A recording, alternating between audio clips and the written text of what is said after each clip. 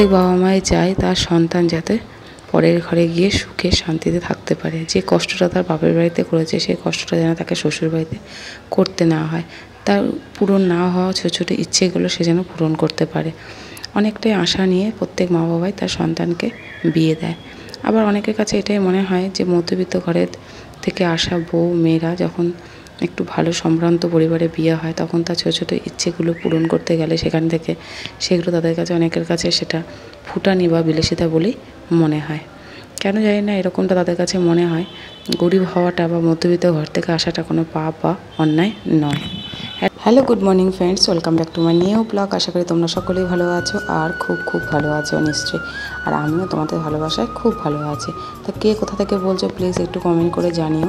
তোমাদের অনেক অনেক ভালোবাসা আমাকে নতুন ব্লগ করতে বাধ্য করে এবং উৎসাহিত দেয়। আরও দুদিন ব্লগ দিতে পারিনি আমি, কারণ আমাদের এখানে মেলা চলছে আর মেলাতে আমি একদম এডিট করতে পারছি না। প্রচুর আওয়াজ চারিধারে গম গম করছে আর বাউল গান চলছে, এই জন্য মেলাতে আমি আর এডিট সেভাবে করতে পারছি না। তা আজকেও সেই মেলার মধ্যে এডিটটা করলাম দুপুরবেলা বসে খুব কষ্টে।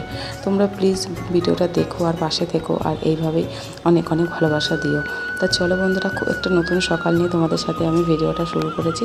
তো সকালবেলা দেখো উঠোনে গোবর দেওয়া হচ্ছে। উঠোনটা প্রচুর ধুলো হয়েছিল আর সামনে যেহেতু বললাম তোমাদের মেলা চলছে আমাদের, তাই মেলাতে সন্ন্যাসীরাও বাড়িতে আছে, এর জন্য তাড়াতাড়ি করে উঠোনটা একটু গোবর দিয়ে লেপে দেওয়া হলো। আর গোবর দিয়ে লেপলে বলে উঠোনটা দেখতে বেশ ভালো লাগে আর চকচক করে।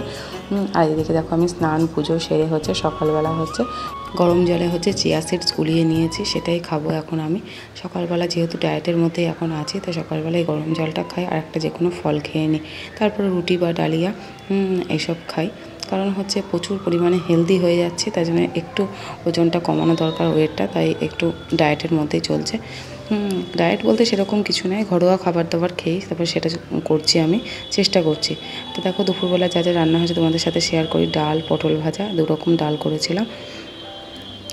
আর হচ্ছে তোমার রাতে যেহেতু টক ডাল খাওয়া যায় না, সেজন্য রাতের জন্য দুপুরের জন্য টক ডাল আর রাতের জন্য হচ্ছে ঝাল ডাল করে রেখেছিলাম। তা দুপুরে খাওয়া দাওয়াটা মোটামুটি রান্নাবান্নাটা মোটামুটি কমপ্লিট হয়ে গেছে, যেহেতু বাড়িতে অনেক লোকজন রয়েছে। তা যতটা পারলাম যে সকাল সকাল করারই চেষ্টা করছি। তো যে কথাটা তোমাদের সাথে আমি শেয়ার করার জন্যই আরও ব্লগটা শুরু করলাম, যে অনেকেই মনে করে যে যখন হচ্ছে কোনো গরিব বা মধ্যবিত্ত ঘর থেকে কোনো মেয়ে তার ভালো পরিবারে যদি বিয়ে হয় বা মোটামুটি তার মা বাবার থেকে যদি একটু ভালো থাকার, মা বাবা যদি একটু ভালো করে তাকে বিয়ে দিয়ে রাখে এবং সেখানে এসে যে তার ছোটো ছোটো স্বপ্নগুলো সে পূরণ করার চেষ্টা করে, যেটা তার বাপের বাড়িতে থেকে করতে পারেনি, সেটা অনেকের কাছে দৃষ্টিকটু বা বিলাসিতা, অনেকের কাছে তো ফুটানিও মনে হয়। তা কেন এরকম মনে হয় সত্যি আমি জানি না কেন এরকম মনে করে, কারণ মেয়েদের বিয়ের আগের জীবনটা একরকম থাকে, মেয়েদের বিয়ের পরের জীবনটা থাকে আরেক রকম। তা আমি আমার পরিবারের সত্যি কথা বলতে সবার ভালোবাসা পেয়ে এবং সবার সাপোর্টেই আমি হচ্ছে এতটা এগিয়ে যেতে পারছি, যেটা হচ্ছে বাপের বাড়িতেও আমার হয়নি, কারণ পড়াশোনাটা বেশি দূর কমপ্লিট না করেই হচ্ছে বিয়ে হয়ে গেছে। কলেজ পাসটা করতে পারিনি আমি, তার আগেই আমার বিয়ে দেওয়া হয়েছে। তা অনেক কিছুই মানে অসম্পূর্ণ রয়ে গেছে, যেটা আমি পূরণ করতে পারিনি। ইচ্ছে তো ছিল অনেক কিছুই, কিন্তু আস্তে আস্তে সেটা যেহেতু পারিনি, তাই শ্বশুরবাড়িতে এসে চেষ্টা করছিলাম মন দিয়ে সংসারটা করার। আর মন দিয়ে সংসার করার পাশাপাশি হচ্ছে সংসারের সমস্ত দায়িত্ব পালন করে সন্তানদের মানুষ করার পরও নিজে কিছু করার চেষ্টা করছি, নিজের ছোটো ছোটো ইচ্ছেগুলো পূরণ করার চেষ্টা করছি। তা সেটা কেন মানুষের কাছে দৃষ্টিকটু বা ফুটানি বলে মনে হয় সেটা আমি বুঝতে পারি না। অনেক মানুষই আছে যারা কোনো কাজকর্ম করে না, শুধু পরেরটা দেখেই হচ্ছে জ্বলে জ্বলে মরে এবং ভাবে যে কেন সে এটা করছে বা কী হবে এটা করে, বা কেন এত সময় পায় কোথা থেকে, বা সবাই কেন এটাকে সাপোর্ট করে, এরকম অনেকটাই হয়। এবং অনেক পরিবারই আছে যে পরিবারের লোকেরাই হয়তো এটাকে সাপোর্ট করে না। তা আমার ক্ষেত্রে তেমনটা নয়, আমার শ্বশুর শাশুড়ি হাজব্যান্ড সবাই সাপোর্ট করে বলেই আমি এতটা দূর এগিয়ে যেতে পেরেছি। দুবেলা টিউশনি পড়িয়ে সংসার করে ছেলেদের মানুষ করে তারপরে আমি ব্লগগুলো তোমাদের সাথে শেয়ার করি। তা আমরা প্রত্যেকটা মেয়ে চাই এখন স্বাবলম্বী হতে, নিজের পায়ে দাঁড়াতে, নিজে কিছু উপার্জন করতে। সবসময় ভালো লাগে না যে স্বামীর কাছে হাত পেতে কিছু নিতে, বা নিজের প্রয়োজনটা মেটাতে স্বামীর কাছে হাত পাততে। সেটা মনে হয় যেন নিজেদের একটুখানি কোথাও যেন গিয়ে লাগে। তোমাদের লাগে কিনা আমি জানি না, কিন্তু আমার কিন্তু খুব মানে মনের মধ্যে লাগে যে কেন আমি নিজে কিছু করতে পারবো না। যেটুকু আমি পারি, যেটুকু আমার সামর্থ্য, হ্যাঁ, সেটুকু আমি করার চেষ্টা করব। তা যাই হোক বন্ধুরা, ভিডিওটা আমি এই নিয়ে শুরু করেছিলাম যে সবাই নিজের পায়ে দাঁড়াও এবং নিজে কিছু করার চেষ্টা করো, যাতে কেউ হচ্ছে তোমার দিকে আঙুল তুলতে না পারে এবং নিজে স্বাবলম্বী হওয়ার চেষ্টা করো। তাই তাতে কে কী বললো না বললো আমরা কেউ সেদিকে কান দেবো না, কারণ লোকের বলাই হচ্ছে কাজ। কেউ তোমাকে না থাকলে, তোমার কিছু না থাকলে তোমাকে কেউ দিয়ে সাহায্য করবে না বা তোমাকে বলতেও আসবে না। আমরা প্রত্যেকের পাশে দাঁড়াবো এবং প্রত্যেকে সাপোর্ট করব, এইভাবে সবার পাশে থাকবো। যে যাই বলুক সেদিকে আমরা কোনো কান দেবো না। তা দেখো তোমাদের সাথে গল্প করতে করতে আমার রান্নাটাও প্রায় কমপ্লিট হয়ে আসছে।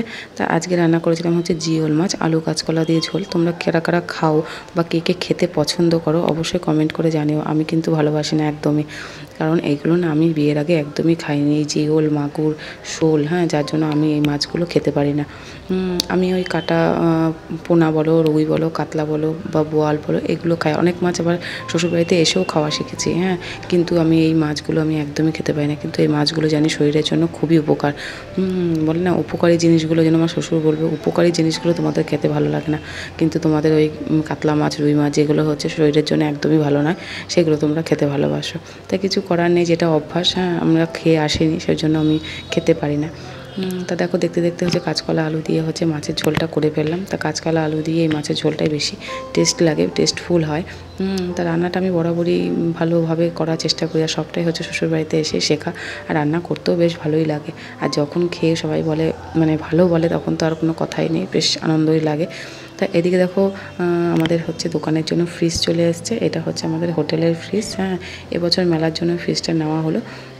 তা তোমার জামাইবাবু আমাদের ননদের বড় হচ্ছে কালনা থেকে এটা পাঠিয়েছে, ওনাকে দিয়ে আনা হয়েছে। এদিকে দেখো গরম পাতলা একদম পুরো আলু কাঁচকলা দিয়ে মাছের ঝোল রেডি পুরো আমার।